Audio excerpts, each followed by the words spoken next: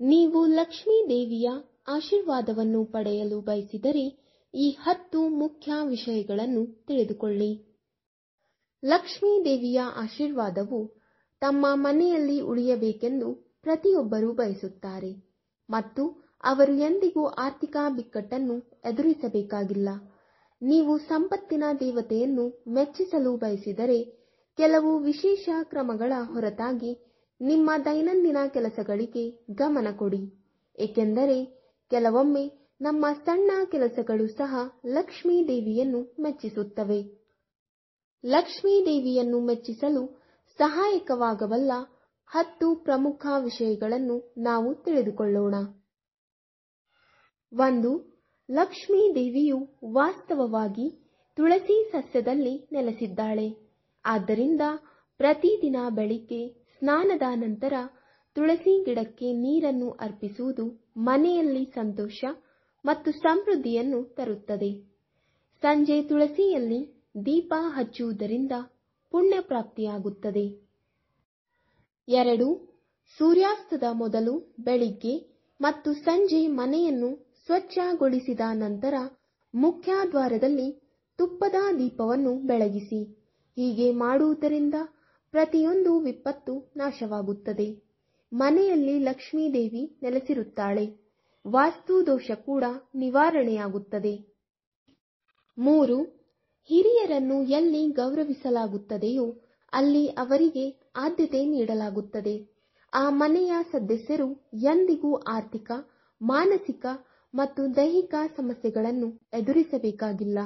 ಒಬ್ಬರು ತಾಯಿ ಲಕ್ಷ್ಮಿಯ ಮಂಗಳವನ್ನು ಪಡೆಯುತ್ತಾರೆ. 4. ಪ್ರತಿ ಶುಕ್ರವಾರದಂದು ಶ್ರೀ ಸೂಕ್ತವನ್ನು ಪಠಿಸುವುದರಿಂದ ಲಕ್ಷ್ಮೀ ದೇವಿಯು ತುಂಬಾ ಸಂತೋಷ ಪಡುತ್ತಾಳೆ ಮತ್ತು ಮನೆಯಲ್ಲಿ ಹಣ ಹಾಗೂ ಆಹಾರದ ಕೊರತೆ ಇರುವುದಿಲ್ಲ. ಈ ಕಾರಣದಿಂದಾಗಿ ಶುಕ್ರನು ಬಲಶಾಲಿಯಾಗುತ್ತಾನೆ ಮತ್ತು ಸಂಪತ್ತು ಹೆಚ್ಚಾಗುವ ಸಾಧ್ಯತೆಗಳಿವೆ. 5. ಪ್ರತಿನಿತ್ಯ ಗೋವಿನ ಸೇವೆ ಮಾಡಿ. 33 ಕೋಟಿ ದೇವತೆಗಳು ಗೋವಿನಲ್ಲಿ ನೆಲೆಸಿದ್ದಾರೆ. ಪ್ರತಿದಿನ ಹಸುವಿಗೆ ತಾಜಾ ರೊಟ್ಟಿ ಮತ್ತು ಮೇವು ತಿನ್ನಿಸುವ ಮೂಲಕ ತಾಯಿ ಲಕ್ಷ್ಮಿ ಆಕರ್ಷಿಸುತ್ತಾಳೆ. ಮಕ್ಕಳು ವೃತ್ತಿಯಲ್ಲಿ ಲಾಭವನ್ನು ಪಡೆಯುತ್ತಾರೆ.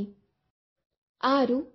ಸಂಪತ್ತಿನ ದೇವತೆಯ ಆಶೀರ್ವಾದ ಪಡೆಯಲು ಎಂದಿಗೂ ಮಹಿಳೆಯರನ್ನು ಅವಮಾನಿಸಬೇಡಿ. ಮಹಿಳೆಯರನ್ನು ಗೌರವಿಸಿ ಮತ್ತು ಅವರನ್ನು ಗೌರವದಿಂದ ಕಾಣಿ ಮತ್ತು ನೋಡಿಕೊಳ್ಳಿ.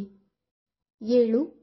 ರಾತ್ರಿಯಲ್ಲಿ ಎಂಜಲು ಪಾತ್ರೆಗಳನ್ನು ಇಡುವ ಜನರ ಮನೆಗಳಲ್ಲಿ ಯಾವುದೇ ಆಶೀರ್ವಾದವಿಲ್ಲ. ಹಣದ ಖರ್ಚು ಹೆಚ್ಚಾಗಲು ಪ್ರಾರಂಭಿಸುತ್ತದೆ. ಇದರ ಬಗ್ಗೆ ಕಾಳಜಿ ವಹಿಸಿ ಮತ್ತು ಅಡುಗೆ ಮನೆಯನ್ನು ಸ್ವಚ್ಛವಾಗಿಡಿ. 8. ನಿಮ್ಮ ಮನೆಯಲ್ಲಿ ಲಕ್ಷ್ಮೀ ದೇವಿ ನೆಲೆಸಬೇಕೆಂದು ನೀವು ಬಯಸಿದರೆ ನೀವು ಮನೆಯಲ್ಲಿ ಲಕ್ಷ್ಮೀ ದೇವಿಯ ಆರತಿಯನ್ನು ನಿಯಮಿತವಾಗಿ ಮಾಡಬೇಕು. ದೇವರು ಮತ್ತು ದೇವತೆಗಳು ಶೀಘ್ರದಲ್ಲೇ ಆರತಿಯಿಂದ ಸಂತೋಷ ಪಡುತ್ತಾರೆ. ವ್ಯಾಪಾರವನ್ನು ಹೆಚ್ಚಿಸಲು ಈ ಪರಿಹಾರವು ತುಂಬಾ ಪರಿಣಾಮಕಾರಿಯಾಗಿದೆ. 9. ನಿಮ್ಮ ಮನೆಯಲ್ಲಿ ಧನಲಕ್ಷ್ಮಿ ಶಾಶ್ವತವಾಗಿ ನೆಲೆಸುವಂತೆ ಮಾಡಲು ನೀವು ಬಯಸಿದರೆ ನಿಮ್ಮ ಸಂಪಾದನೆಯ ಸ್ವಲ್ಪ ಭಾಗವನ್ನು ಅಗತ್ಯವಿರುವವರಿಗೆ ದಾನ ಮಾಡಿ.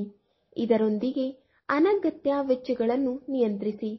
ದಾನ ಮಾಡುವುದರಿಂದ ಹಣ ಕಡಿಮೆಯಾಗುವುದಿಲ್ಲ, ಆದರೆ ದುಪ್ಪಟ್ಟು ಹಿಂದಿರುಗಿಸುತ್ತದೆ.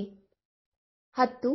ಶುಕ್ರವಾರದಂದು ಅನೇಕ ವಸ್ತುಗಳನ್ನು ದಾನ ಮಾಡುವುದು ತುಂಬಾ ಮಂಗಳಕರ, ಆದರೆ ಸಕ್ಕರೆ ದಾನವನ್ನು ನಿಷೇಧಿಸಲಾಗಿದೆ.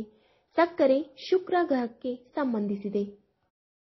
ವೀಕ್ಷಕರೇ, ಈ ವಿಡಿಯೋ ಇಷ್ಟವಾದಲ್ಲಿ ಲೈಕ್, ಶೇರ್ ಅಂಡ್ ಕಮೆಂಟ್ ಮಾಡಿ. ಮುಂದಿನ ವಿಡಿಯೋಸ್ಗಳಿಗಾಗಿ ಚಾನೆಲ್ ಅನ್ನು ಸಬ್ಸ್ಕ್ರೈಬ್ ಮಾಡಿ.